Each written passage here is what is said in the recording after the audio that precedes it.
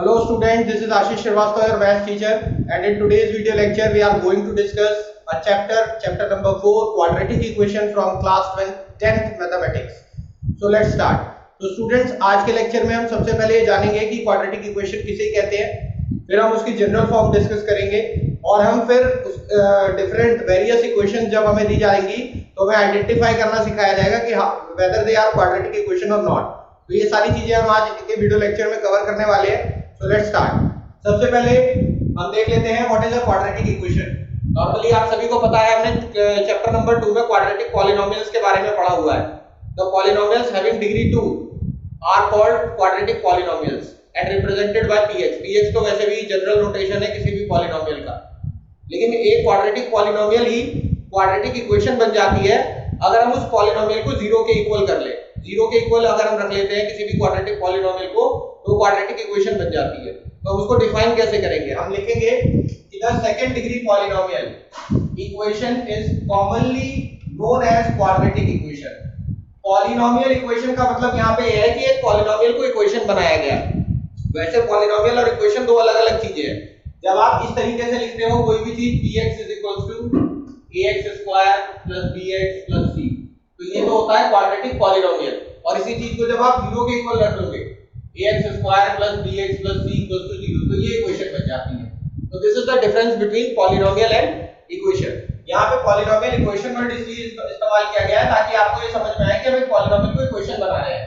तो the second degree polynomial equation is commonly known as quadratic equation, that is if px is a quadratic polynomial then px is equals to 0, px is equals to 0, हमने polynomial को 0 के equal रख लिया, is called a quadratic equation।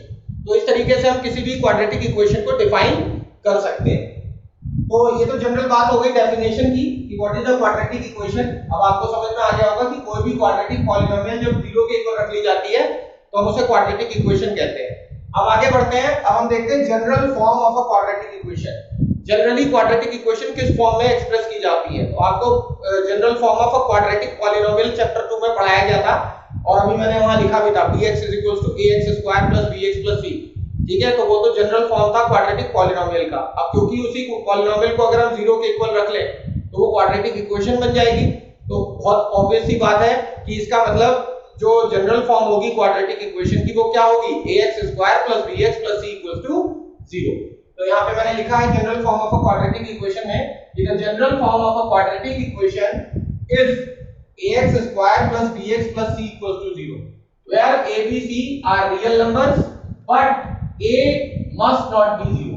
क्योंकि आपको ये clear है कि अगर हमने a को 0 कर दिया तो ऑब्वियसली ये x² वाला जो टर्म है ये खत्म हो जाएगा और सिर्फ x वाली टर्म रह जाएगी और ये क्वाड्रेटिक से फिर लीनियर हो जाएगी, क्योंकि फिर इस लेफ्ट हैंड साइड में जो पॉलिनोमियल होगा उसकी डिग्री 2 नहीं रहेगी, तो 1 हो जाएगी। तो इसलिए ये क्वाड्रेटिक ही नहीं रहेगी फिर अगर एक 0 हो गया। तो इसीलिए कंडीशन रहती है कि a कभी भी 0 नहीं हो सकता। b और c के लिए कोई कंडीशन नहीं। तो जनरली अगर हमें किसी क्वाड्रेटिक पॉलिनोमियल को एक्सप्रेस करना है तो हम यूजुअली इसी फॉर्म में करते हैं ax² bx c 0। ये मोस्ट प्रिसाइज और एप्रोप्रिएट फॉर्म है क्वाड्रेटिक इक्वेशन की। वैसे इसमें और भी पॉसिबिलिटीज है क्वाड्रेटिक इक्वेशन में। हमें क्योंकि कंडीशन a के साथ रखी गई है कि a नॉन जीरो होना चाहिए, मगर b और c के ऊपर कोई बाउंडेशन नहीं है, यानी ये 0 भी हो सकते हैं और नॉन जीरो भी हो सकते हैं। तो ऐसी सिचुएशन में हमारे क्वाड्रेटिक इक्वेशन के और भी कई फॉर्म्स निकल के आते हैं। तो अगर मैं सारी फॉर्म्स एक साथ आपके साथ डिस्कस करूं, all possible forms of a quadratic equation, तो वो क्या-क्या हो सकती हैं? Let's check. First form, if b is not equals to 0 and c is not equals to 0। यहाँ पे a की बात हम नहीं करने वाले हैं क्योंकि ये तो क्लियर है, a तो 0 हो ही नहीं सकता, ये तो नॉन जीरो है, तो a के लिए तो कोई डाउट नहीं। लेकिन b और c में वेरिएशंस है। हो सकता है b और c दोनों ही नॉन जीरो हो। अगर दोनों ही नॉन जीरो है तो हमारी यही जनरल फॉर्म रहेगी ax² bx c 0। यही फॉर्म होगी क्वाड्रेटिक। एक फॉर्म और भी पॉसिबल है। अगर मान लीजिए सपोज करिए b 0 हो जाता है और c नॉन जीरो रहता है, क्योंकि ऐसा हो सकता है क्योंकि b और c के साथ कोई बाउंडेशन नहीं है। तो b अगर 0 हो गया और c नॉन जीरो है देन ax² c 0। तो हमारी क्वाड्रेटिक इक्वेशन का लुक कुछ ऐसा होगा, ax² c 0। क्योंकि यहाँ पे b 0 होने की वजह से जो x वाली टर्म है वो वैनिश हो जाएगी, वो गायब हो जाएगी। इसी तरीके से एक फॉर्म हो सकती है जब b नॉन जीरो हो और c 0 हो। अगर b नॉन जीरो है और c 0 है तो हमारे क्वाड्रेटिक इक्वेशन की एक फॉर्म हो सकती है ax² bx 0। यहाँ पे क्योंकि कांस्टेंट नंबर नहीं प्रेजेंट है तो इसलिए सी गायब हो गया यहाँ पे ax square plus bx is equal to 0। और एक केस ये भी पॉसिबल है कि b और c दोनों ही 0 हो जाए। इन सच केस ना तो x वाली टर्म बचेगी ना ही कांस्टेंट टर्म, बस एक क्वाड्रेटिक वाली टर्म बचेगी डिग्री 2 वाली ax square is equal to 0। तो ये तीन पॉसिबल फॉर्म्स हैं इन कंडीशंस में, मगर जो मोस्ट प्रिसाइज और एप्रोप्रिएट फॉर्म है वो यही है ax square plus bx plus c equal to 0। और इन सभी फॉर्म्स को भी हम चाहे तो इस फॉर्म में एक्सप्रेस कर सकते हैं by taking the coefficient 0 of any term which is absent here. मान लीजिए सपोज करिए x square plus c equal to 0 है और मुझे इसे इसी फॉर्म में एक्सप्रेस करना है। मैं देख रहा हूं यहां पे b वाली टर्म नहीं है तो मैं क्या सॉरी x वाली टर्म नहीं है तो मैं इसको लिख सकता हूं और ax square plus 0 into x plus c equal to 0। Okay, और यहां पे जैसे कांस्टेंट नहीं है तो मैं इसे लिख सकता हूं और ax square plus bx plus 0 is equal to 0। और यहाँ पे b और c नहीं है तो और ax square plus b into 0 into x plus 0। तो ये हम चाहे तो इस फॉर्म में भी एक्सप्रेस कर सकते हैं। तो मोस्ट प्रिसाइज फॉर्म यही वाली है, ये ध्यान रखना है आपको। हालांकि ये वाली फॉर्म्स भी हमारे साथ पॉसिबल है एट द सेम टाइम जब ये कंडीशंस होंगी। क्लियर हो गया होगा अभी आप सभी को। और सबसे पहला काम हम यही करने वाले हैं क्वाड्रेटिक इक्वेशन की चैप्टर में। हमें डिफरेंट टाइप की इक्वेशंस दी जाएंगी थोड़ा मैसिव तरीके से, और हमें उसको थोड़ा सिंपलीफाई करके अल्टीमेटली ये फाइंड आउट करना है weather it is a quadratic equation और नॉट। तो इसी फ्रेम के कुछ मतलब जोन के कुछ क्वेश्चंस हैं जो मैं आपके साथ सबसे पहले डिस्कस करने वाला हूं। Before that pause the video and note it down.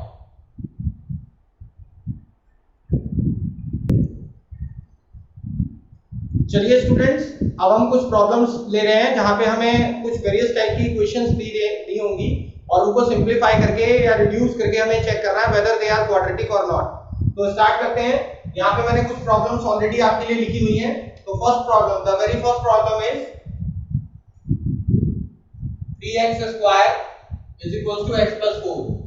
तो ये हमें बताना है कि जो भी इक्वेशन लिखी है वेदर इट इज क्वाड्रेटिक और नॉट। तो हम इसे कोशिश करेंगे सिंपलीफाई करना, रिड्यूस करने की, और इसे जो हमारी क्वाड्रेटिक इक्वेशन होती है उसकी जनरल फॉर्म में एक्सप्रेस करने की कोशिश करेंगे। अगर ये उस फॉर्म में एक्सप्रेसिबल है तो yes it is a quadratic equation, otherwise not. और वैसे भी आप पता लगा सकते हैं कि अगर किसी इक्वेशन को आप ऐसे रिड्यूस कर पाए जिसमें सारी टर्म्स लेफ्ट हैंड में आ जाए, राइट हैंड साइड में बस 0, तो वहां पे आप एक काम कर सकते हैं। फिर आपको बस ये चेक करना होता है कि लेफ्ट हैंड साइड का जो पॉलिनोमियल है हमारा वो अगर क्वाड्रेटिक पॉलिनोमियल है तो फिर इसका मतलब हमारी इक्वेशन क्वाड्रेटिक इक्वेशन है, अदरवाइज नॉट। तो चलिए स्टार्ट करते हैं। अभी यहाँ पे आप देख रहे हैं मैं इसे अगर चाहूं तो x और 4 को राइट हैंड साइड से लेफ्ट में ला सकता हूं। तो 3x square minus x minus 4 equals to 0। और ये अगर मैं चाहूं तो इसे लिख सकता हूं 3x square plus minus 1 of x plus minus 4 equals to 0। ठीक है, since this is an equation of the form ax square plus bx plus c equals to 0। you can see x square का coefficient यहाँ पे a यहाँ 3 है, यहाँ x का coefficient plus b, यहाँ x का कोएफिशिएंट प्लस लॉग माइनस 1 है, यहाँ c की जगह कांस्टेंट माइनस 4 है। तो एकदम इसी जैसी इक्वेशन है। तो इस hence it is a quadratic equation। तो ये जो इक्वेशन हमें दी गई है ये क्वाड्रेटिक इक्वेशन है। So this is the solution of the first part. Okay, first question. So take the picture of this, then I will solve the second part. Okay students, now I will solve the second part. Second part है हमारे पास x square plus 1 upon x square is equal to 2।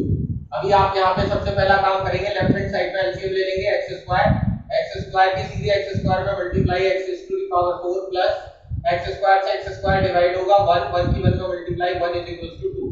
तो now it will be x to the power 4 plus 1 is equal to 2x square. और ये 2x square left में आ जाएगा, x की power 4 minus 2x square plus 1 is equal to 0। और आप फिर से देख रहे हैं यहाँ पे एक इक्वेशन तो बन गई, मगर यहाँ लेफ्ट हैंड साइड में जो पॉलिनोमियल है उसकी डिग्री क्या है 4। Since x to the power 4 minus 2x square plus 1 is a polynomial of degree 4. Hence the given equation, जो हमें equation given थी, is not a quadratic equation. Is not a quadratic equation. Okay everyone, ये बहुत ही simple सी चीजें हैं, इसमें कोई ज्यादा हमें कुछ डिफरेंट नहीं करना है, सिंपलीफाई करना है और सिंपलीफाई करके एट लास्ट जो हमें मिल रहा है उसको हमें चेक करना है कि वो क्वाड्रेटिक इक्वेशन की फॉर्म में एक्सप्रेसिबल है, हुआ है अगर तो क्वाड्रेटिक इक्वेशन है, अदरवाइज वो नहीं है। और इन केस अगर कुछ आप डिफरेंटली अनयूजुअल सा देख रहे हैं तो फिर आप लेफ्ट हैंड साइड में जो कुछ भी आया उसके डिग्री चेक करके भी ये पता लगा सकते हैं कि whether it is quadratic equation और not. Right everyone, so take the picture of this, then we will solve the third part. Okay, now we will solve third part, and the third part is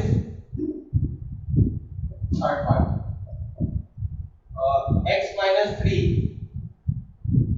into 2x plus 1 is equals to x into x plus 5. So first of all we will simplify this equation. So while opening the bracket I will multiply x with 2x, so we will get 2x square plus x minus 6x minus 3 is equals to x square plus 5x.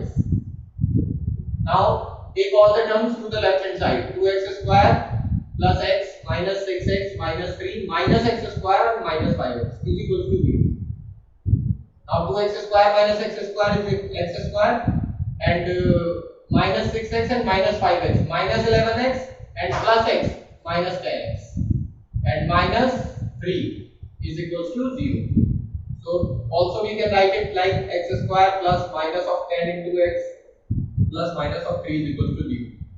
Since it is an equation of the form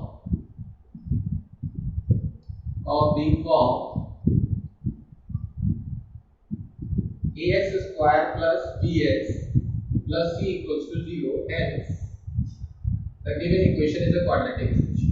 The given equation is a quadratic equation. Okay everyone,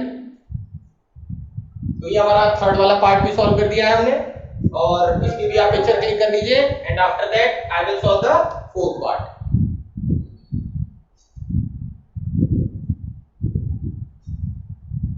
Okay students, now we will solve fourth part.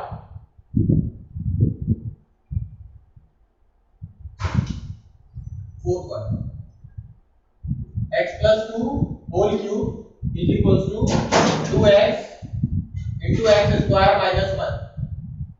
So here we will expand the cube of this expression, x plus 2 whole cube, x cube plus 2 cube plus 3 into x into 2 in brackets x plus 2.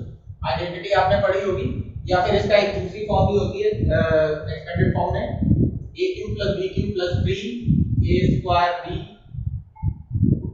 plus 3ab square like this. और यहाँ पे 2x की multiply x square में होगी तो 2x cube minus 2x.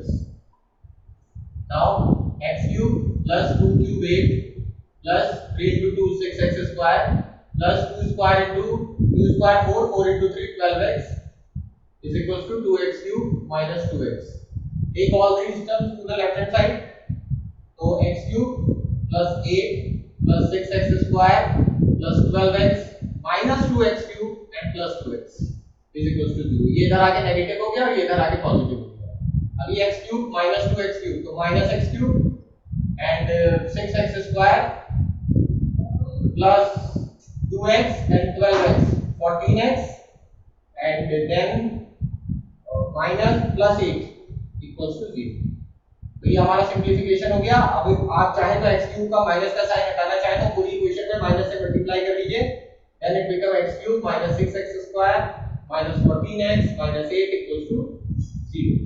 So as you can see that the left hand side is not a quadratic polynomial, it is a cubic polynomial of degree 3. So that is why it is not a quadratic equation. इस बात को हम लिख लेंगे since x cube minus 6x square minus 14x minus 8 is a cubic polynomial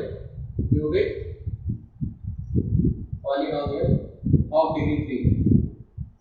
cubic polynomial ही लिखना होता है, डिग्री तो उसकी 3 होती है, इसे cubic polynomial. So the given equation is not a quadratic equation. Is not a quadratic equation. Quadratic equation. So that's all. तो यहाँ पे मैंने आपको 4 प्रॉब्लम्स ऐसी ली और उन्हें सॉल्व करके दिखाया जहाँ हमें आइडेंटिफाई करना होता है कि whether the given equation is a quadratic equation or it is representing a quadratic equation or not. तो आपको उसको सिंपलीफाई करना है, रिड्यूस करना है और एट लास्ट देखना है कि वो क्वाड्रेटिक इक्वेशन में रिड्यूस हो पा रहा है उसकी जनरल फॉर्म में या नहीं. तो it is as simple as to do. तो मुझे नहीं लगता इसमें आपको कोई प्रॉब्लम आने वाली है. और हमारी एनसीईआरटी की क्वाड्रेटिक इक्वेशन की जो पहली एक्सरसाइज का पहला क्वेश्चन है वो कुछ इसी तरह का क्वेश्चन है. तो आई थिंक इन क्वेश्चंस की हेल्प ले करके यहाँ से आप समझ गए होंगे कि हमें उन क्वेश्चंस को कैसे करना है. So you can try these questions. So pause the video and note it down or you can take the picture of this.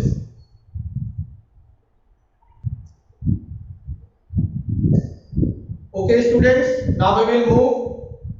और अब हम आएंगे अपने नेक्स्ट टॉपिक पे. आप सभी ने चैप्टर नंबर 3 तो पढ़ा ही हुआ है और वहाँ पे आपका पुराना जो एक्सपीरियंस है वर्ड प्रॉब्लम्स को इक्वेशन में बदलने वाला वो यहाँ बहुत काम आने वाला है. Because now we are going to convert the word problems into a quadratic equation. So because you are having a much good experience of the chapter number 3 of dealing such problems in which you are able to convert the word problem into equation. वो experience जो आपका वहाँ पे था वो अब यहाँ पे बहुत काम आएगा. तो चलिए स्टार्ट करते हैं. बस डिफरेंस इतना ही है linear equation in two variables में और यहाँ क्वाड्रेटिक इक्वेशन में कि वहाँ वर्ड प्रॉब्लम्स को इक्वेशन में कन्वर्ट करते वक्त आप 2 वेरिएबल लेकर के चलते थे, अननोन वेरिएबल्स, और यहाँ पर आप एक ही वेरिएबल में डील करेंगे because we are going to frame out the quadratic equations that are in one variable. Okay, so let's start. इसके लिए मैं आपको एनसीईआरटी की ही एक्सरसाइज के कुछ क्वेश्चंस करवा रहा हूँ और इसमें हमारी एनसीईआरटी एक्सरसाइज 4.1 और यहाँ से हम सॉल्व कर रहे हैं क्वेश्चन नंबर 2 और बहुत ही आसान क्वेश्चंस है. अभी हमें क्वाड्रेटिक इक्वेशंस को सॉल्व नहीं करना सिखाया जा रहा है, सिर्फ उनको वर्ड प्रॉब्लम से क्वाड्रेटिक इक्वेशंस बनाना सिखाया जा रहा है. बिकॉज अगर हमें वो आ गई तो वर्ड प्रॉब्लम से क्वाड्रेटिक इक्वेशन हम किसी भी तरीके के वर्ड प्रॉब्लम से क्वाड्रेटिक इक्वेशन बना लेंगे. उसके बाद हम मेथड्स डिस्कस करेंगे उसको सॉल्व करने के और फिर उनके आंसर्स निकालना भी सीख लेंगे. तो चलिए पहले तो हम सीख लेते हैं कि कैसे क्वाड्रेटिक इक्वेशंस बनाई जाएंगी. तो यहाँ पे कह रहे हैं क्वेश्चन नंबर 2 में represent the following situation in the form of a quadratic equation. And the first part is the area of rectangular plot is 528 meter square. एक rectangular plot है जिसका एरिया इन्होंने हमें दिया हुआ है, area 528 meter square. Okay, right everyone? और यहाँ पे कह रहे हैं the length of the plot is one more than twice its width. Length of the plot, length means this, it is one more than twice its width. ये जो length है ये इस रेक्टेंगुलर प्लॉट के विड्थ के दुगने से एक ज्यादा है. तो इसके लिए हमें पहले विड्थ पता होनी चाहिए, लेकिन विड्थ तो हमें मालूम नहीं है. तो हमारा अजम्पशन क्या होगा? हमारा अजम्पशन सबसे पहले ये होगा कि let the width of the rectangular plot, width of the rectangular plot हमने मान लिया is equal to x metre, then length of the rectangular plot. तो लेंथ क्या होगा रेक्टेंगुलर प्लॉट का? ऑब्वियसली क्वेश्चन के अकॉर्डिंग जाएंगे हम. Length of the plot is 1 more than twice its width. तो 1 more than twice its width का मतलब है विड्थ को डबल करिए और उसमें 1 प्लस कर दीजिए. So if this is x then it is going to be 2x plus 1. Right everyone? तो हमने यहाँ पे लेंथ भी लिख ली है और विड्थ भी लिख ली है. This is l and this is b. Now area of rectangular plot, area of rectangular plot is equals to l into b.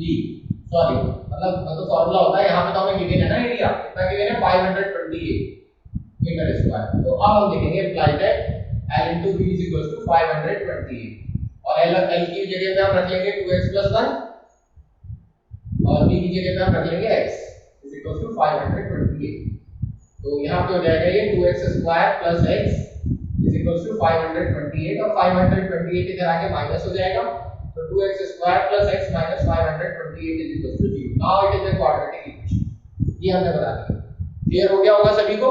Word problem से क्वाड्रेटिक इक्वेशन बनाने के लिए हमें कहा गया था, सॉल्व करने के लिए नहीं कहा गया, इसलिए अभी हम सॉल्व नहीं कर रहे हैं, सिर्फ क्वाड्रेटिक इक्वेशन बनाने के लिए कहा गया था। तो ये हमने जो सिचुएशन हमें दी गई थी वर्ड प्रॉब्लम में, उसको उसकी हेल्प से, उन कंडीशंस की हेल्प से हमने इसे क्वाड्रेटिक इक्वेशन में कन्वर्ट कर दिया है।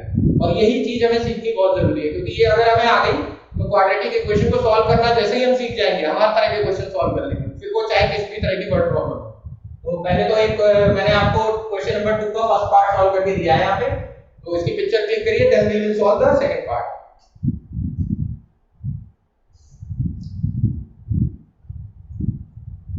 Okay students, now we will solve the second part of question number 2।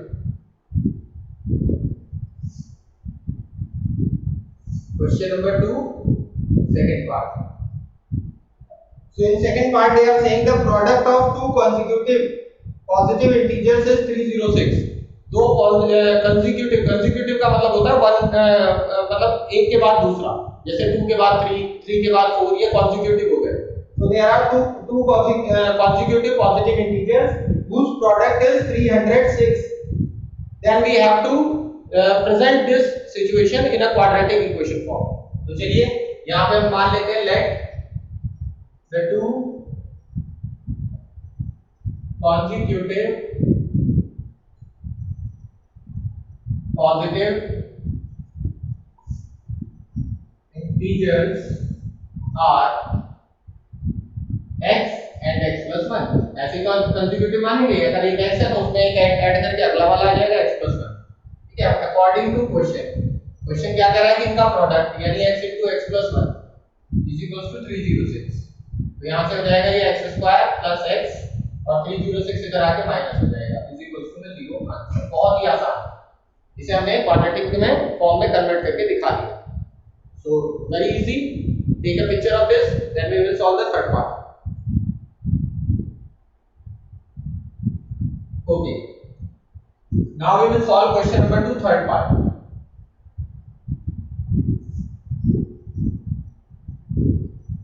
So the question number 2, third part is saying Rohan's mother is 26 years older than him। The product of their ages in 3 years from now will be 360। Rohan's present age, so we have to find the quadratic equation for that।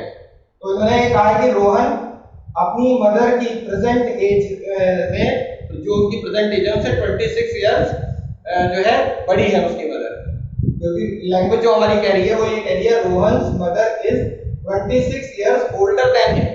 Rohan की mother Rohan से 26 साल बड़ी है, present की बात हो रही है। Sorry, and the product of their edges in years is 3 years,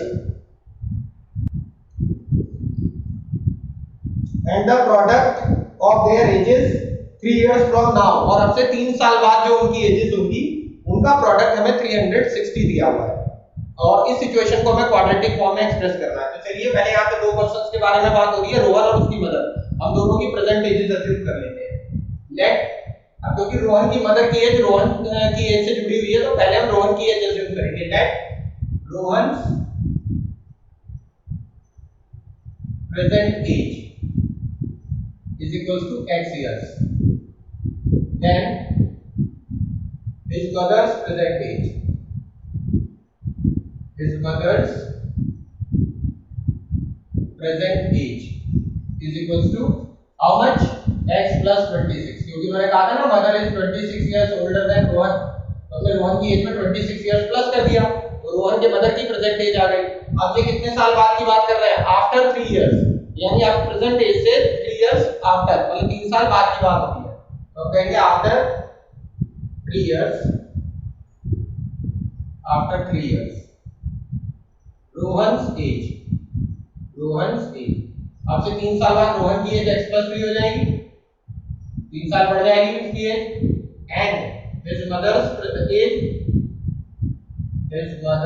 as, mother की एज क्या हो जाएगी, मदर की एज हो जाएगी x प्लस 26 और इसमें भी प्लस 3 ऐड कर देंगे तो x प्लस 29 इयर्स हो जाएगी।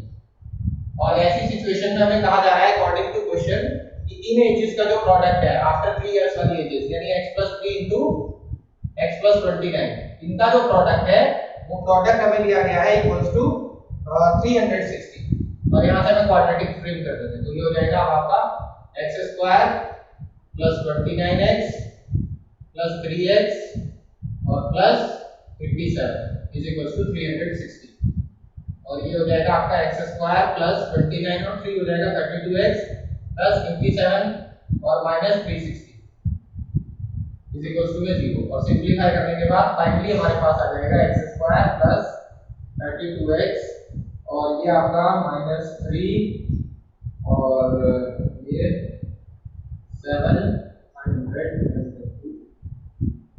yes 170 x square plus 32x minus 173 ये आपका आंसर है।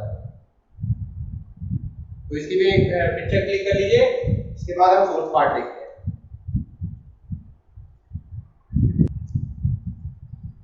Okay students, now we will solve the fourth part of this question.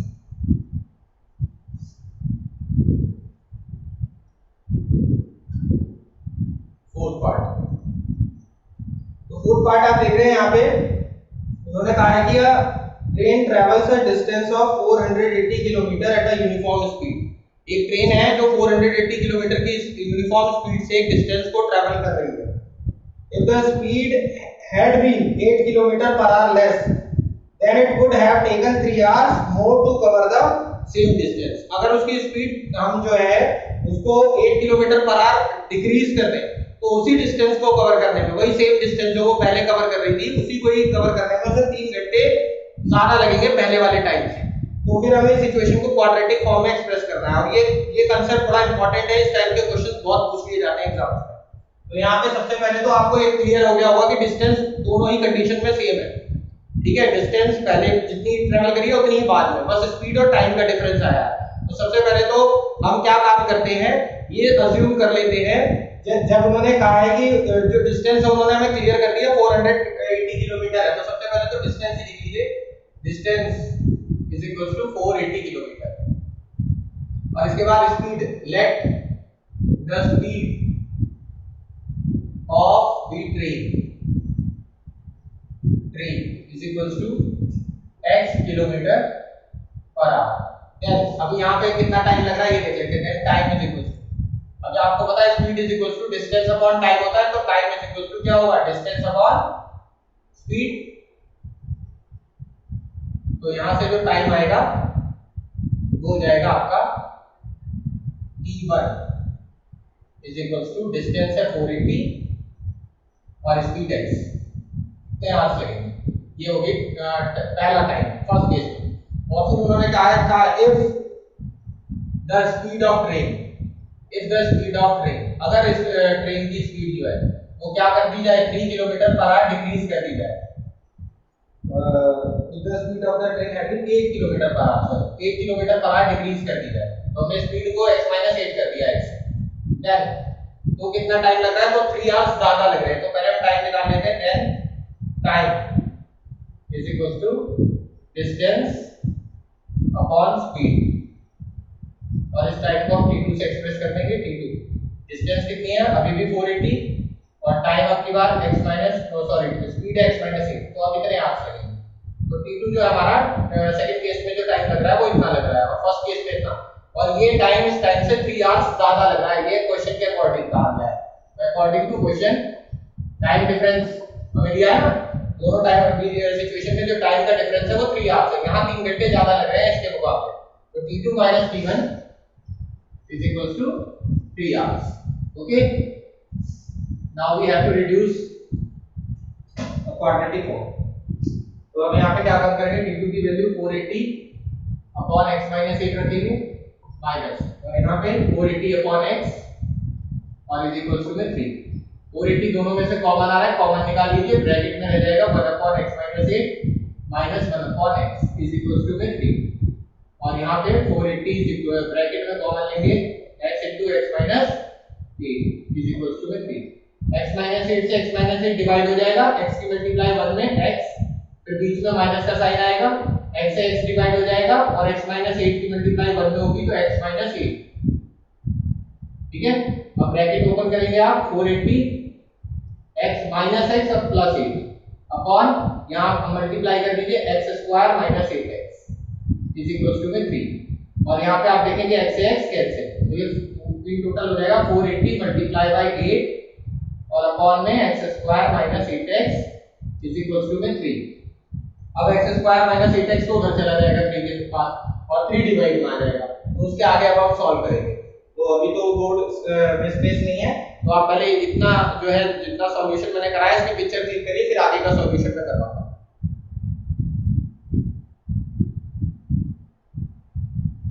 Okay, आपने पिक्चर क्लिक कर ली होगी, अब मैं लेफ्ट हैंड साइड का रब कर दे रहा हूं। अभी हम ये जो इधर है इस पार्ट की मल्टीप्लाई इसमें करेंगे 3 है, तो और 480 * 8 और 3 को बल्कि समझ लीजिए नीचे ले आए, हमें रिप्लेस कर देंगे एक दूसरे, तो यहाँ पे अपॉन में 3 आ जाएगा, उधर x² - 8x। अब यहाँ 3 से ये डिवाइड हो जाएगा 160 टाइम्स और 160 की 8 का मल्टीप्लाई करेंगे तो ये हो जाएगा 1280 x² - 8x और ये 1280 इधर आके माइनस हो जाएगा, तो फाइनली इक्वेशन आ जाएगी x² - 8x - 1280 = 0। ये हमारी रिक्वायर्ड क्वाड्रेटिक इक्वेशन है। जो सिचुएशन हमें दी गई थी उससे हमने क्वाड्रेटिक इक्वेशन बना ली है, x² - 8x - 1280। So this is how we can form quadratic equations from the different type of word problems। तो मैंने NCERT से जो क्वेश्चन आपको दिए गए थे वो मैंने ऑलमोस्ट आपको सॉल्व करा दिए हैं, और क्वेश्चन नंबर 1 मैंने जो है कुछ पार्ट्स अपनी तरफ से लिए थे और वो सॉल्व कराए हैं, लेकिन हमारे NCERT का क्वेश्चन नंबर 1 उसी सिमिलर कॉन्सेप्ट का क्वेश्चन है, तो आई थिंक वो आप लोग अपने आप से सॉल्व कर लेंगे, और इन केस अगर उसमें कोई प्रॉब्लम आती है तो आप मुझसे व्हाट्सएप ग्रुप में पूछ सकते हैं। तो आज के वीडियो लेक्चर में इतना ही, बाकी जो कॉन्सेप्ट्स है वो हम नेक्स्ट वीडियो लेक्चर में सीखेंगे। Till then goodbye, thank you so much.